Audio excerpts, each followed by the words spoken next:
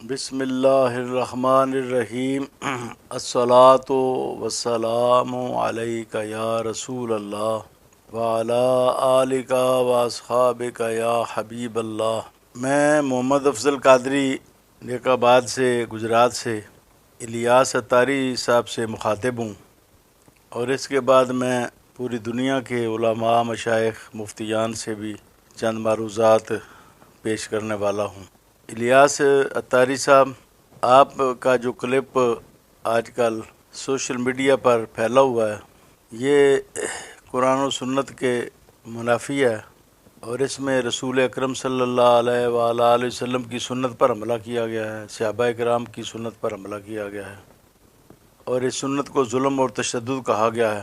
غازیان اسلام کی آپ نے مخالفت کی ہے، جبکہ رسول اکرم صلی اللہ علیہ وآلہ وسلم سے لے کر آج تک کسی مسلمان نے کسی غازی اسلام کے عمل کو ظلم و تشدد نہیں کہا۔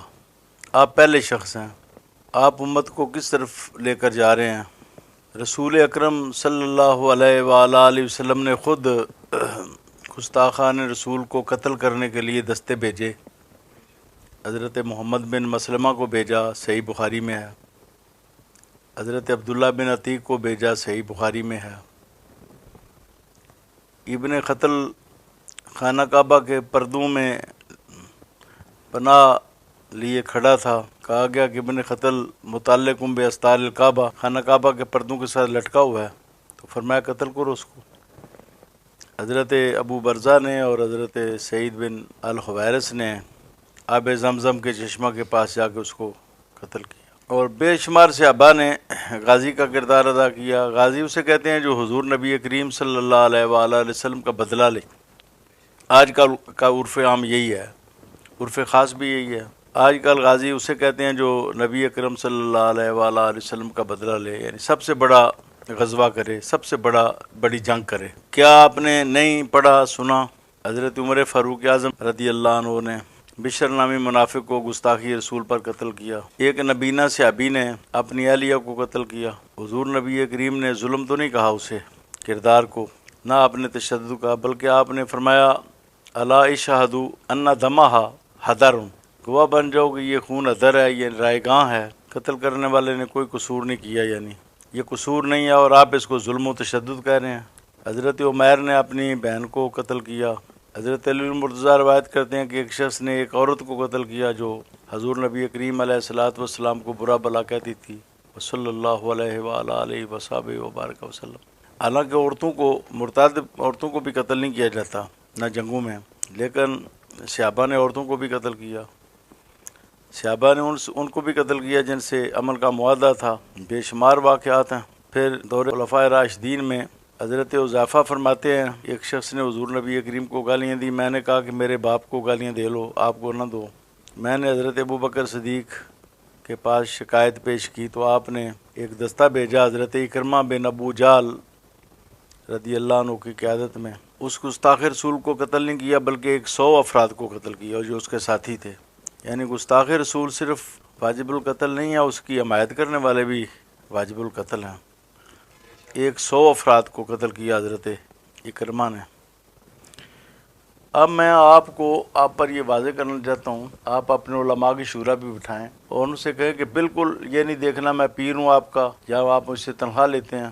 آپ نے ان کو کہنا ہے کہ جو شریعت اسلامیہ کہتی ہے نا، اس کے مطابق وہ فتویٰ دیں۔ سب سے پہلے آپ کی شورا یا آپ کے جو مفتیان ہیں وہ فتویٰ دیں۔ کیا آپ کو معلوم نہیں کہ صحابی کا قول و فعل حدیث تقریری بن جاتا ہے جب حضور نبی کریم صلی اللہ علیہ وآلہ وسلم اس کا انکار نہ کریں؟ اور آپ نے اس پر کوئی انکار نہیں کیا بلکہ تائید کیا ہے، اور یہ تو حضور نبی کریم کے اپنے عمل کی طرح ہے، اپنے قول کی طرح ہے، صحابہ کا قتل کرنا ماورائے عدالت۔ اور آپ سنت صحابہ کو اور جو معیدہ ہے حضور نبی کریم علیہ الصلوۃ والسلام کے ارشاد مبارکہ سے، ارشادات سے، اس کو آپ ظلم کہہ رہے ہیں، تشدد کہہ رہے ہیں، اس سے آپ لا تعلق، آپ غازی ریاض اتاری سے تو نہیں لا تعلقی کر رہے، آپ کردار سے کر رہے ہیں لا تعلقی۔ وہ کردار جو مسنون ہے، سنت ہے اور صحابہ کی سنت ہے، اور حضور نبی کریم کی اپنی وہ حدیث بن گیا، کردار حدیث تقریری بن گیا نا۔ تو سنت کی توہین کرنے سے کفر لازم نہیں آتا، اس پر فتویٰ دیا جائے کہ سنت کی جو شخص توہین کرتا ہے وہ کافر ہوتا ہے کہ نہیں ہوتا، وہ دائرہ اسلام سے خارج ہوتا ہے کہ نہیں ہوتا۔ اس پر میں سب سے پہلے آپ کے مفتیان سے کہتا ہوں آپ فتویٰ دیں، میں ابھی فتویٰ نہیں دیتا، میں سوال کر رہا ہوں۔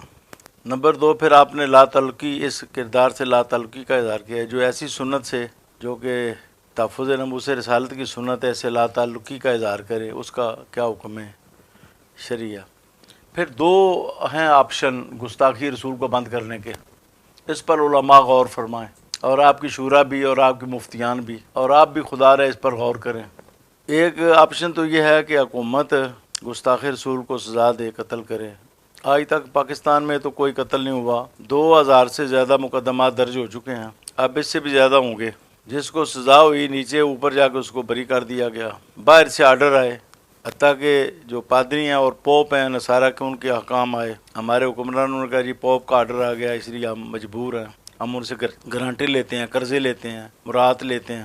آج تک کسی کو سزا گستاخ رسول کو نہیں دی گئی پاکستان میں۔ اسلامی ممالک کا بھی یہی حال ہے، انڈیا میں کیسے سزا ہو سکتی ہے جب پاکستان جو اسلامی ملک ہے اس میں کسی کو سزا نہیں دی گئی؟ تو یہ سزا جو ہے یہ انہوں نے معطل کی ہوئی، جیسے یزید نے شرعی حدود معطل کر دی تھیں، تو حضرت امام حسین نے فرمایا کہ کیا انہوں نے حدود کو معطل نہیں کیا؟ ہمارے حکمرانوں نے حدود کو معطل کیا ہوا ہے، اور یہ جو حد ہے ناموس رسالت کے قانون کی خلاف ورزی کرنے کی، اس کو تو انہوں نے معطل کیا ہو۔ دوسرا آپشن جو ہے غازی کا ہوتا ہے، مسلمانوں میں سے کوئی شخص غیرت ملی کا مظاہرہ کرتے ہوئے گستاخ رسول کو قتل کرے، جیسے حضرت عمر نے قتل کیا، نبینہ صحابی نے قتل کیا، حضرت عمیر نے اپنی بہن کو قتل کیا، اور کئی صحابہ نے، دور خلفائے راشدین پہ بھی ایسے ہوا، آج تک ہوتا رہا، مغلیہ دور تک، بہادر شاہ ظفر تک یہ ہوتا رہا۔ آج تک کسی عالم نے، کسی پیر نے، کسی تحریک کے بڑے نے، کسی اسلامی جدوجہد کے بڑے نے اس کو ظلم نہیں کہا۔ جو آپ نے پہلا دروازہ کھولا ہے اس کو ظلم کہنے والا، تو میں آپ سے پوچھتا ہوں کہ کیا آپ گستاخی رسول کا دروازہ نہیں آپ نے کھول دیا؟